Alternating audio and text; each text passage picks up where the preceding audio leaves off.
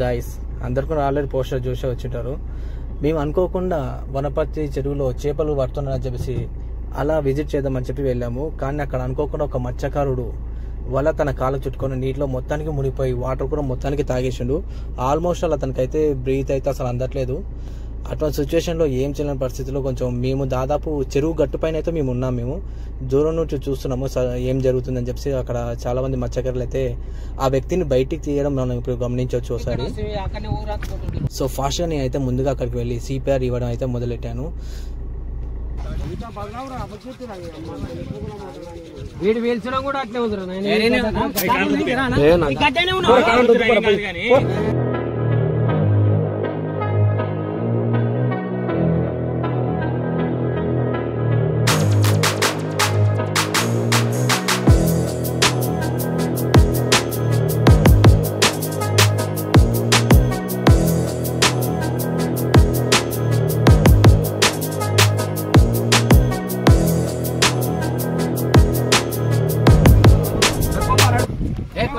కాదనా ఆ బండికి ఫోన్ చేయండి అన్న, ఒక బండికి ఫోన్ చేయండి. ఆడ ఉన్నారుగా ఒక బండి అనేది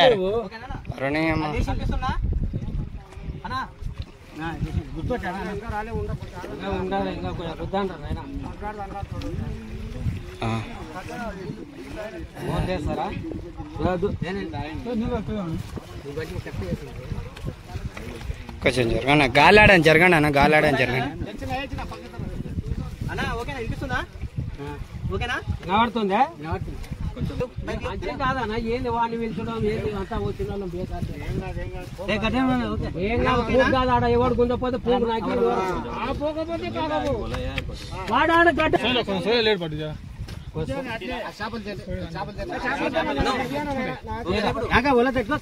నాకు శ్వాస మంచిగా అనిపిస్తుందా? సో అంకుల్ అయితే లేచి కూర్చున్నారు, కానీ శ్వాస తీసుకోవడానికి కొంచెం ఇబ్బంది అనిపించింది. ఇమీడియట్గా లేట్ చేయకుండా హాస్పిటల్కి అయితే తరలించినాం. హాస్పిటల్లో తరలించిన తర్వాత డాక్టర్ ఉండి ఈ పేషెంట్కు సిపిఆర్ ఎవరైనా చేశారంటే మేమే చేశామని చెప్తే డాక్టర్ అయితే అసలు దాదాపు 1 or 2 times 2 కూడా కాదు ఫ్రెండ్స్, చాలా 3-4 times అయితే థ్యాంక్ యూ అయితే థ్యాంక్ యూ అని చాలా చెప్పారు. చాలా అప్రిషియేట్ చేశారు. అసలు ఎవరు పట్టించుకున్న పరిస్థితిలో మీరు వెళ్ళి ఈ విధంగా చేయడం చాలా అప్రిషియేట్ అని చెప్పింది. బట్ ఒకవేళ ఇన్ కేస్ సిపిఆర్ కానీ ఇవ్వకపోయింటే ఆ మనిషి ఆల్మోస్ట్ వాళ్ళు బతికే అవకాశం ఛాన్సెస్ తక్కువ అని చెప్పేసి డాక్టర్ అయితే మాకు చెప్పడం జరిగింది. అసలు అవకాశమే లేదు, మీరు వెళ్ళి సిపిఆర్ మీద చాలా అదృష్టం అని చెప్పారు. సో అది విన్నాక నాకైతే అసలు ఈరోజు నేను ఒక ప్రాణం కాపాడాను అన్న ఆనందం నాకు ఎక్కువగా అనిపించింది. సో గైస్ ఇటువంటి క్రిటికల్ సిచ్యువేషన్స్లో చాలా వరకు అయితే వాళ్ళు కూడా ఎవరు ముందుకు రాలేదు, చాలా భయపడిపోయారు. సో ఇటువంటి టైంలో మాత్రం కొంచెం ధైర్యం చేసుకొని సిపిఆర్ కానీ అటువంటి ఫస్ట్ ఎయిడ్ చేసే అవకాశం ఉంటే మాత్రం ప్రతి ఒక్కరు చేయండి.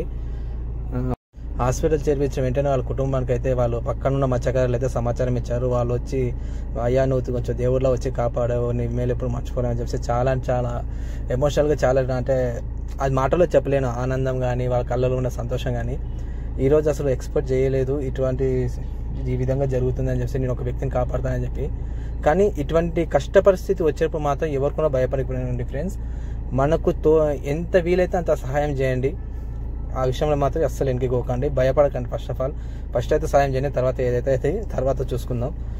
కానీ ఇటువంటి అనుభూతి అసలు నేను మాటలో చెప్పాను, ఆ మాటలో చెప్పినంత హ్యాపీగా ఉంది. Okay friends, bye.